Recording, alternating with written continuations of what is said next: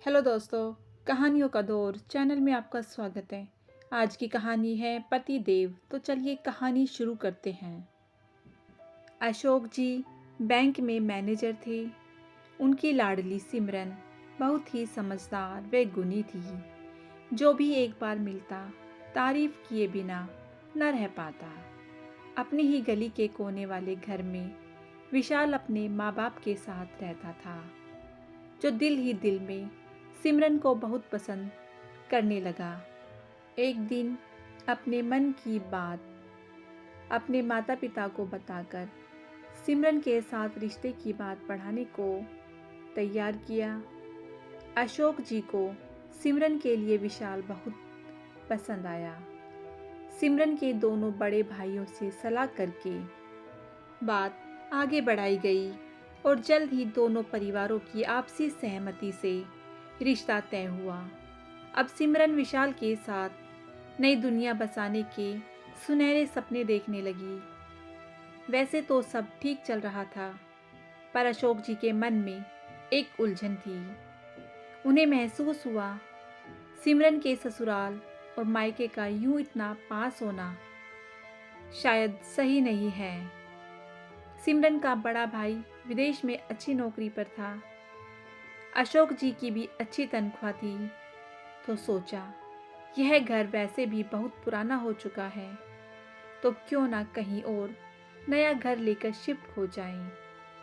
बस फिर क्या था, कुछ ही दिनों में परिवार नई कोठी में रहने चला गया और खूब धूमधाम से सिमरन और विशाल की शादी संपन्न हुई। सिमरन अपने ससुराल में बहुत खुश थी। सास ससुर बहुत प्यार करते और विशाल भी पूरा ख्याल रखता। समय बहुत अच्छा चल रहा था, परंतु फिर एक दिन अशोक जी को हार्ट अटैक आया और वे हमेशा के लिए परिवार को छोड़कर चल बसे। सिमरन के लिए यह बहुत बड़ा झटका था। दूसरी तरफ माँ का भी रो रो कर बुरा हाल था। सिमरन कभी खुद को संभालती तो कभी माँ को हिम्मत देती। इसी दौरान बड़ा भाई भी पत्नी सहित विदेश से वापस आ गया। सारी रस्में निभाने के बाद दोनों भाइयों ने तय किया, क्यों ना जायदाद का बंटवारा भी अभी कर लिया जाए। आखिर बार बार विदेश से आना कोई आसान तो नहीं। फौरन वकील बुलवाया गया। वकील को पूरी जायदाद के 3 हिस्से करने को कहा गया। दोनों भाइयों के और तीसरा हिस्सा सिमरन की माँ के लिए। परंतु माँ तो कुछ भी सोचने समझने की हालत में नहीं थी। बोली, मैंने हिस्सा लेकर क्या करना है, तुम बच्चे आपस में बांट लो। दोनों भाभियां तो मानो पहले से यही चाहती थी। अब वकील को जायदाद के 2 हिस्से करने को कहा गया। तभी विशाल बोला, नहीं, हिस्से तो 3 ही होने चाहिए। अब तो बेटियां भी जायदाद में बराबर की हकदार हैं, तो फिर ऐसे में सिमरन का हिस्सा। अचानक विशाल के मुंह से ऐसी बात सुनकर सब हैरान रह गए। दोनों भाई भाभियां सिमरन को घूर घूर कर देख रही थी और सिमरन हैरानी से विशाल को। अंदर जाकर धीरे से विशाल को समझाने की कोशिश की, परंतु वह अपनी जिद पर अड़ा रहा। अब सारे चुप थे तो विशाल ने बोलना शुरू किया, मुझे जायदाद में ज्यादा कुछ नहीं, बस पापा का वही पुराना घर चाहिए जो हमारी गली में है। भाइयों ने सोचा, चलो अच्छा हुआ, कुछ ज्यादा नहीं देना पड़ा। उन्होंने पुराना घर देकर बाकी सारी जायदाद आपस में बांट ली। थोड़े दिनों में सिमरन अपने ससुराल वापस आ गई, परंतु अब उसका मन नहीं लग रहा था। दिमाग में हमेशा एक ही उलझन थी, आखिर विशाल को वह पुराना घर मांगने की क्या जरूरत थी। कितना बुरा लगा होगा दोनों भाइयों को। उसे याद आता है, इससे पहले माँ ससुराल जाने पर हर बार विशाल को शगुन के नाम पर कुछ पैसे पकड़ाने की कोशिश करती, तो वह हमेशा मना कर देता। परंतु अब विशाल भला यह सब कैसे कर सकता है।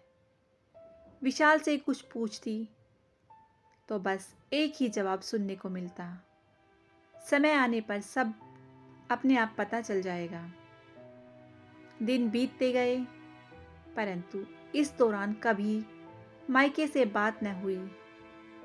सिमरन को माँ की चिंता सताने लगी, तो वह खुद ही मिलने पहुंच गई। वहां जाकर माँ की हालत देखकर पैरों तले जमीन खिसक गई।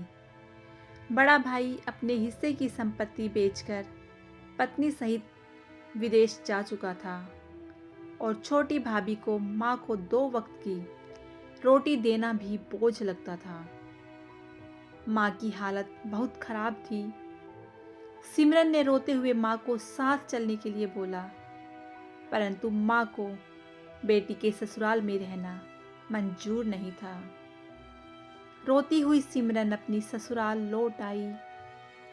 घर आकर सारी बात विशाल को बताई, तो वह बोला, मुझे लगता है अब वह समय आ चुका है जब मैं तुम्हें बताऊं, आखिर पापा की जायदाद से मैंने वह पुराना घर क्यों मांगा था।